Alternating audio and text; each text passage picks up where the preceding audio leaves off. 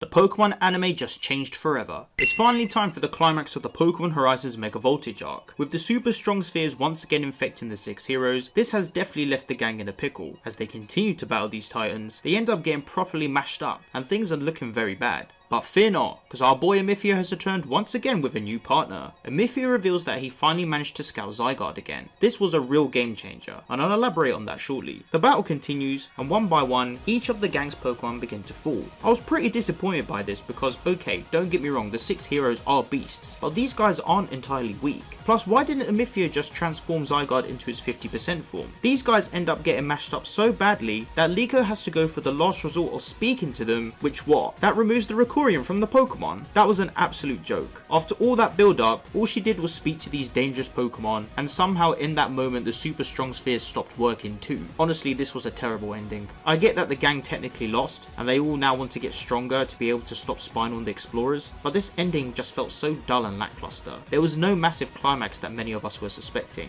Like, even if we had a massive explosion that then transitioned into the next part of the episode, or something, I don't even know, G, but man, how disappointing. I'm glad that Amethio returned and managed to speak to his father with confidence in working together with Hambo and Zygarde to try and stop Spinel once and for all. Plus, I guess it was also nice for us to see Bria again and how she said she will help the gang to become stronger. But yeah man, not the best ending to this arc unfortunately, but who knows, maybe subs will do it justice. Anyway, when subs are revealed, I'll post my full review on Twitter, so if you haven't followed me there already, then you already know what to do. Before we continue, let me show you all something epic. So if you've been following my channel for a while, you know that turtles are one of my favourite animals. I'm also a big fan of the Teenage Mutant Ninja Turtles, and when I heard that TMNT was joining this game, I was blown away with nostalgia and hype. Raid Shadow Legends is partnering with Paramount to bring the most radical crossover, Leonardo, Donatello, Raphael, Michelangelo, April and Shredder to the game as legendary champions, so you can live out your nostalgic childhood fantasies. Thanks Plarium for sponsoring this video, and special thanks to Paramount. I've been playing Raid Shadow Legends for years, and I absolutely love the gameplay and new characters the game continues to bring. These guys look absolutely incredible, and what more of an honour it is to know that they'll be joining the Raid Shadow Legends family. For someone who grew up watching TMNT, learnt martial arts, and even shares a name with one of the turtles, I was blown away when I found out that they were arriving in one of my favourite mobile games. The first champion turtle you can get is Michelangelo. Just log in for 7 days starting from the 21st of August to unlock this legendary turtle who spreads debuffs, taunts enemies with trash talk, and dodges their attacks. Make sure to grab him for free before October the 30th. Not only that, but you can fuse Donatello to provide extra support, summon Leonardo, Raphael, April, and Shredder through limited time events, and even challenge Shredder himself in an event dungeon to earn an exclusive Chronophage gear set. If you collect all 6 TMNT Champions, then you'll unlock a very special bonus reward. You guys can get all of this by downloading the game via scanning the QR code or clicking my link in the description, but we'll chat more about that later. Let's now talk about the next arc that is going to be coming to the Pokemon Horizons series. At the end of today's episode, we received the first preview for the next arc. This arc is called Pokemon Horizons Mega Evolution. First revealed back in August, this arc will be a flashback arc, and we will learn how Roy and Oruto met in Kalos, how Roy obtained his shiny Lucario, and we'll also be introduced to some other characters including Emma. There are 3 episodes in this arc. The first episode will air after the 2-week break, and this will be on the 10th of October called Roy Training. The second episode is called Oruto's Strongest, and the third episode is called Mega Evolution Bond. This is going to be a nice mini arc to not only give representation to Kalos and Mega Evolution, but for us to also learn how our heroes met and developed with Mega Evolution prior to the 1-year time skip. The press announcement has also mentioned that each week there will be new information and campaigns revealed during this cycle, so be sure to keep an eye on that. But now let's have a chat about the big news that got revealed today. It's happening, ladies and gents, we're off to the Blueberry Academy. At the end of today's episode, we received a brand new special preview trailer. This trailer revealed the next arc to follow after the Mega Evolution arc. The new arc is called Pokemon Horizons Rising Again, and it will focus on the rising Volt Tacklers going to the Blueberry Academy. Bro, this arc is looking very tasty, and I can't get over how cool the new visual key art poster looks. Of course, we can see a very special character appears to be returning in this arc as well. Let's take a close look at the new trailer. The trailer opens up with us seeing the outside of the academy, and we also get introduced to the founder and director Serrano. We then see Drayton's Archaludon, followed by Decidueye and Samurott. A Terra ground boosted Taurus is shown, and we see Oruto mesmerized by some crystals. The gang end up meeting Anne again, and this is where we get the first look at Lacey. Bria also returns, and we can see that she is once again reunited with Pagogo. Pagogo. We then skip to see Crocodile and Kilowattrel battling Meowscarada, possibly indicating that this is where the gang will be training against one another. A plus and a minus are then shown, and we get a better look at Lacey's appearance. Drayton is then shown, and he summons 2 Pokemon indicating that we'll be having a double battle with someone else. We then get the new logo for this arc before seeing the top sphere of the academy. This new arc will commence on the 31st of October after the new Mega Evolution arc.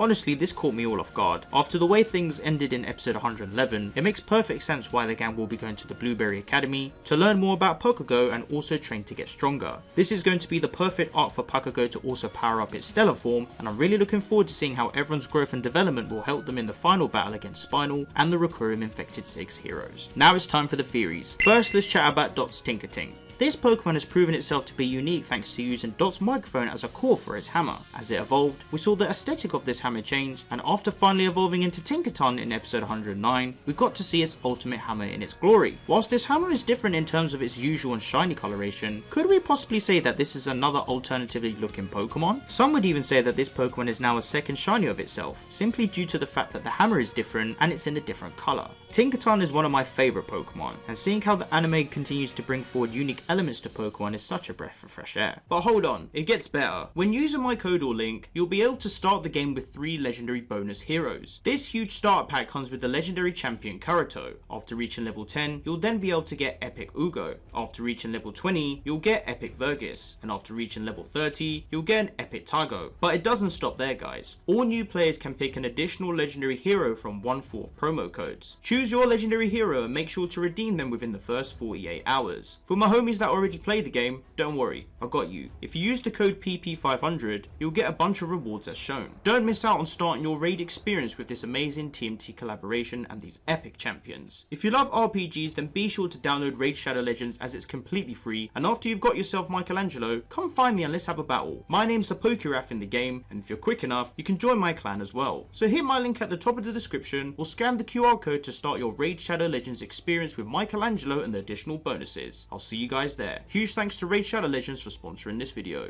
Right, so it's finally happening. Our boy Friede is making a return in the series. However, is he good or bad? I know we've had doubts about how this message from episode 100 could have been either a real message from Friede or maybe a fake message that was forged by the explorers to try and trick the gang. However, now that we know that Friede is in the Blueberry Academy poster, it still has me thinking, is Friede going to be good or has he turned evil? The fact we're seeing his back to us shows a small implication that he could have either maybe lost his memories or maybe he's been forced to side with the explorer secretly, but I'm sure we can all agree that he is one of the key characters to help the gang in the future of the series, so hopefully he'll be a good guy again. Check out these 2 theories to learn more. On top of that, is Friede going to be returning with a Mega Evolution? Roy and Oroto are the only characters that have Mega Evolution at this current time, and they both got them during the Mega Evolution arc. I wonder if Friede is going to return with a Mega Evolution as well. Seeing as he has been gone for a while, it could be that maybe he too learned about Mega Evolution, and with the way the gimmick weighs so much importance in this series, I wouldn't be surprised if he returned with either Mega Charizard X or Mega Charizard Y. Or imagine if he returned with a completely new Mega Evolution in his possession. Amethio is going to make Zygarde in its complete form.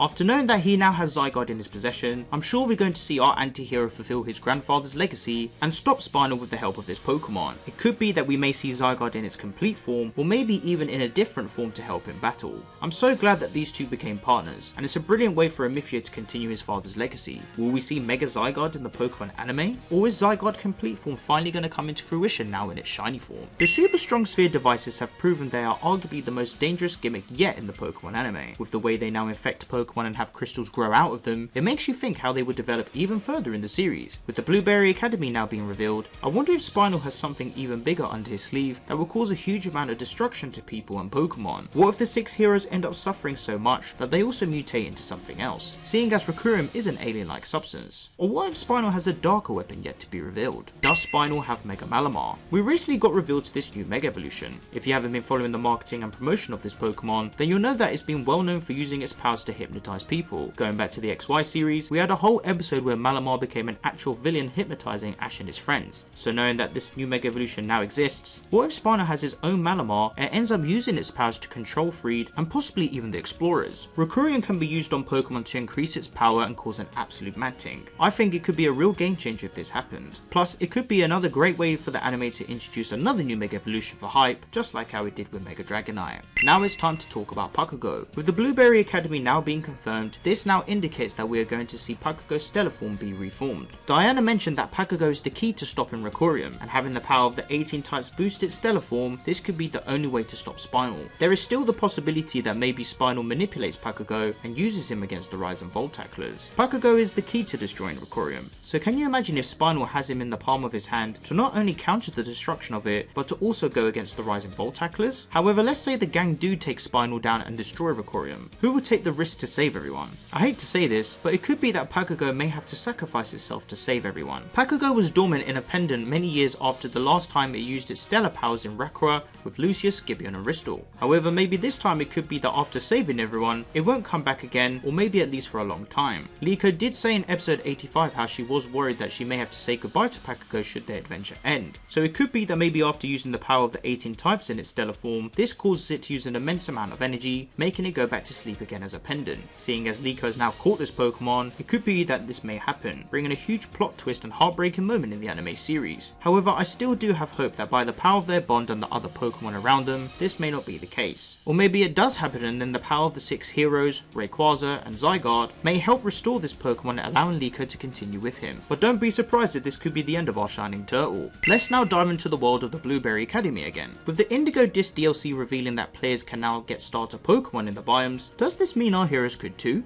We've already seen Samurott and Decidueye in the trailer, so it could be that maybe our friends will be also able to get a new starter Pokemon too. I'm not sure exactly which starter Pokemon the gang could get, or if they will even just get another Pokemon, as they do have some Pokemon that still need to evolve in their teams. But it would be pretty cool for them to get one more team member and have another starter on their team to join the fight against Spinel. Speaking of evolutions, I pray that this will be the arc we'll finally see Hatchrim, Skeledirge, Quaquaval and Armarouge. These guys are all going to be training, and it's inevitable they're going to be evolving soon, but I just really hope it will happen. We've been waiting for ages now for these guys to reach new heights and evolve, so I really do hope we see these evolutions come forth in preparation of the final battle against Spinel. Finally, we have the BB League. So seeing as Lacey and Drayton are now confirmed in this arc, it could be we'll be seeing the whole Blueberry Academy League as well. Maybe it will be that each hero will battle a member of the league to train against them, or maybe only one of them could battle them. To be honest, I wouldn't be surprised if Urto is the trainer to battle them all, seeing as he's super keen to get stronger. But then again, each Rise and Volt tackler needs their own attention,